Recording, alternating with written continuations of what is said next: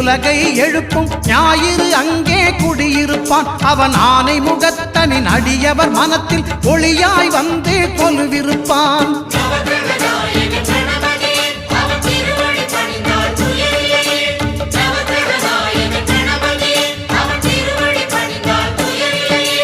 ஒன்பது கோளும் ஒன்றாய் காண அங்கு கற்பகம் என்னும் கடவுளின் மெய்யில்